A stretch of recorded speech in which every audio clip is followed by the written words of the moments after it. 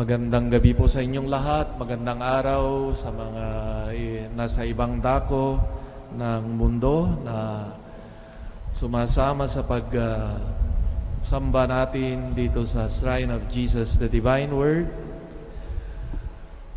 At ang pagdiriwang na ito ng Christ the King o Kristong Hari ay ito yung pagtatapos ika nga ng isang taong pagdiriwang ng simbahan. At ito rin yung fiesta ng seminaryong ito, yung community ng Christ the King Mission Seminary na itinatagpa noong 1933. At 1925, noong official na ginawa o iniluklok ng Santo Papa noon, si Pope Pius XI, ang kapistahan ng Kristong Hari para sa buong simbahan. At napakagandang pagtatapos ika nga ng itong liturgical year o taon ng simbahan with this positive and beautiful note of the victorious King Jesus Christ. Nung pinaaral ako sa Roma, isa sa mga maalala kong subjects namin, optional subjects ng kurso ng liturgy sa Rome ay itong Art for the Liturgy. Malala ko na isa sa mga klase namin ay tungkol doon sa mga appropriateness of the representations of Jesus. Yung bang paglalarawan kay Jesus, kasi wala namang picture, wala namang video, wala namang live streaming noon. Yung bang paglalarawan kay Jesus ay tama? Kagaya halimbawa ng paglalarawan ng Sacred Heart. Ano ba yung usual na image ng Sacred Heart ni Jesus? Mayroon yung puso sa labas ng kanyang dibdib. O yung Christ the King, no? Yung Kristong Hari. Yung tanong ay, ito bang paglalarawan ay sapat at tama? At ito ba'y nagpapahiwatig ika nga itong mga imahen na ito ay may kaugnayan nga ba doon sa isinasaad o paglalarawan sa banal na kasulatan?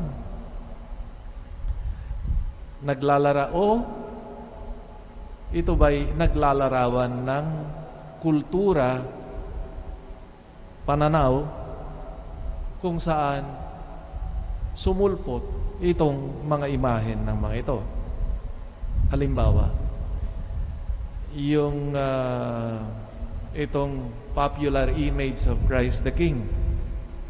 Makita natin na itong imahen na ito ay may influensya ng medieval culture na kung saan yung nangingibabaw yung parang the ideal o inaasam-asam o ika nga yung ng tao noon ay yung hari, yung magiging hari, reyna. Kaya makikita natin yung paglalarawan kay Jesus na mayroong korona ng ginto, yung magarang damit, nakaluklok sa trono, etc. Pero kung ito'y ating ihambing doon sa paglalarawan ng Christ the King, Kristong Hari, doon sa paglalarawan ng Ebanghelyo o ang Biblia, ay makikita natin na ang paging hari ni Jesus, no, na ito'y ikangay napakalayo doon sa paglalarawan ng medieval culture. Yung imahen ng Christ the King sa Ebanghelyo ay hindi yung may korona ng ginto na may trono, kundi si Kristo na sa krus, na may koronang tinik at ang kanyang baston ay ang krus. So makita natin na itong imahe, lalong-lalo na doon sa imahe, sa gospel ni Saint John, na ang nakapakong Kristo ay ang imahe ng maluwalhating hari. The crucified Lord is, according to John, is the true image of the victorious Lord. At itong imahen na ito ni Kristo doon sa krus, ito yung imahen ng ikangay na yayakap sa buong sanlibutan. Maalala ko itong yung payo, challenge at caution ng aming professor, magaling na professor sa liturgical art or arts for the liturgy, ay sabi niya, to think critically, sabi niya, about these representations of Christ. Bakit? Because they might project not the authentic Christ, but a projection of a particular ideology or culture, and may influence our view of life or how we conduct ourselves. Critical thinking. Yun yung hamon niya. Sa mga pagbasa ngayon, makikita natin yung napakalalim at napakayamang imahe ni Kristo bilang hari.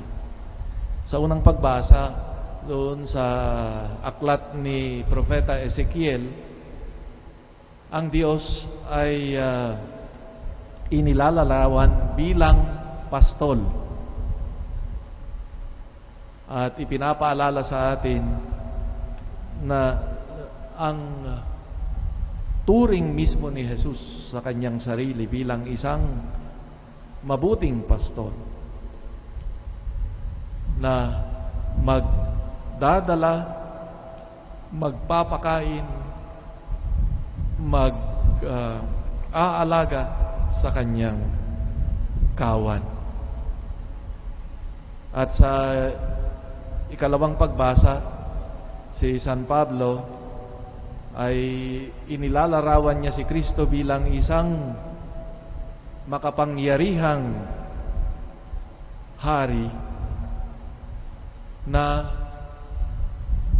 nabuhay mula sa patay at na siya'y ang ikangay, ang bagong anyo ng kapangyarihan, autoridad. No. Si Kristo na matagumpay. At ang Ebanghelyo naman ay ilalarawan si Kristo bilang namula sa kaluwalhatian upang bilang isang hukom. At ito'y makikita natin na ang basehan nitong paghuhukom ni Kristong maluwalhati, ang hari, ay ito na nga yung basehan ay ang pag-ibig at ang pagsagawa nito, ang pagsabuhay nito sa ating buhay. Si Jesus ay nilalarawan dito hindi lamang mabuting pastol na nagpapakain, na naglulunas, nag-aakay, kundi siya rin, si Kristo, na nasa mga nangangailangan. Dito sa paglalarawan o parable na kung saan yung paghihiwalayin ang karnero sa mga kambing sa huling paghuhukom, na kung saan ang bawat isa sa atin ay magbibigay ng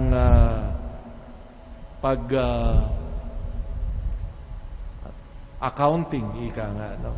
Kung ano nga ba, kung papaano ba nating ginamit ang ipinagkaloob sa atin ng Panginoon.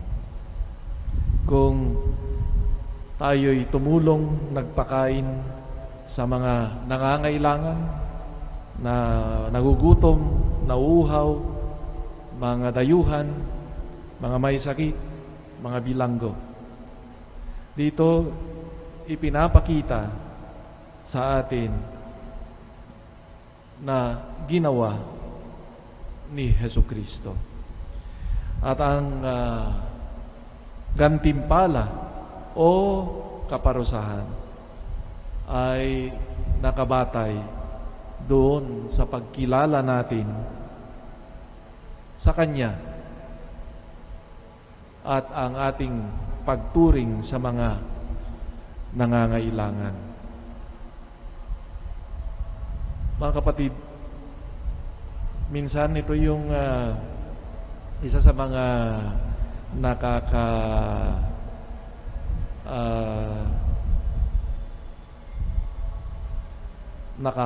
nanghahamon sa atin bilang mga Kristiyano, na o yung tanong very disturbing, sabi nga ng mga iba, yung detalye ng sa huling bahagi ng Ebanghelyo. There is this disturbing detail of the gospel. The King or the Son of Man will send into eternal fire prepared for the devil and his angels, those who failed to see Christ in the needy. Yung tanong ay, is God or Christ condemned eternally those who failed to live charity?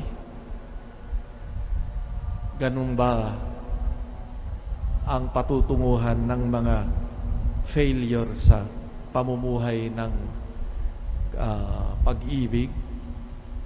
Yung mga dalubhasa ng Biblia ay ang nagsasabi, they caution us, dahan-dahan tayo, that we should not take literally this Bible account. First, they say that this text is inspired by the so-called apocalyptic reading.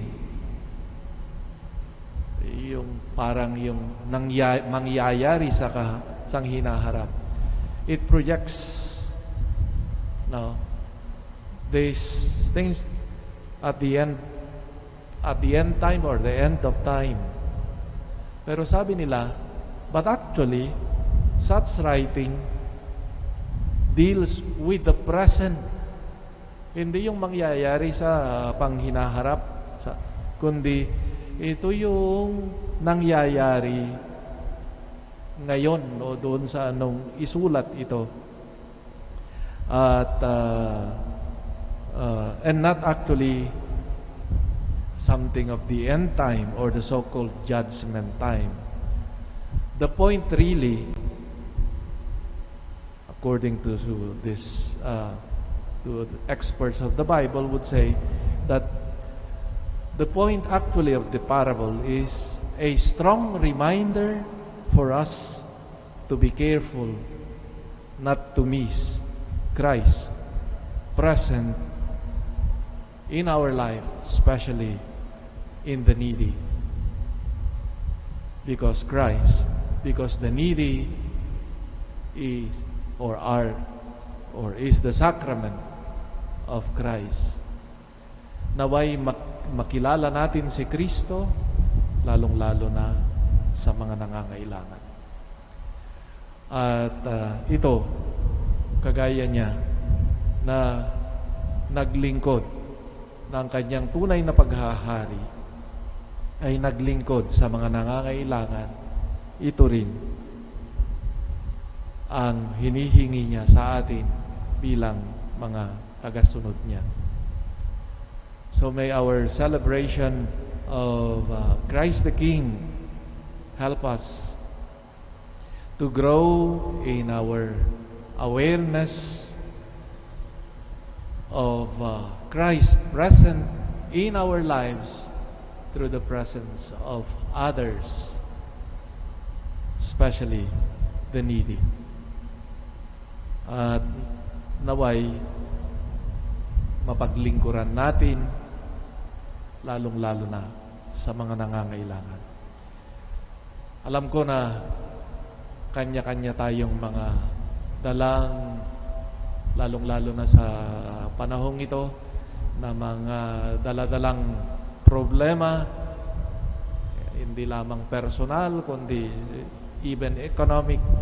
Pero ito rin yung hamon sa atin ng Panginoon, na naway hindi lamang yung ating sarili, kundi makita rin natin siya sa kapwa. Another point that I would like to share is the challenge of Christ the King has something to do with power, our exercise of power. At ipinakita niya na ang tunay na makapangyarihan ay hindi yung nananakit ng kapwa o kayang saktan ng kapwa, kundi ang tunay na makapangyarihan ayon kay Kristo ay yung kayang maglingkod, kagaya na ipinakita niya. The strength, the true strength of a believer, of a Christian, is found in his ability or her ability to serve. At ipinapaalala rin sa atin, those who exercise authority, he is reminding us that our authority is not absolute. Ilan ng diktador ang dumaan sa mundong ito. Nagsimula pa ng panahon ni Kristo hanggang ngayon, o the recent ones, saan na sila? I think we should read more history in order to temper our lust for power. Kasi hindi nagtatagal, pahiram lamang nito. And the most meaningful way of living and using our power is precisely in serving. May Jesus Christ, King of the universe, who served for the good of the humanity, for our salvation, be also our strength in using what we have as power also to serve. Amen.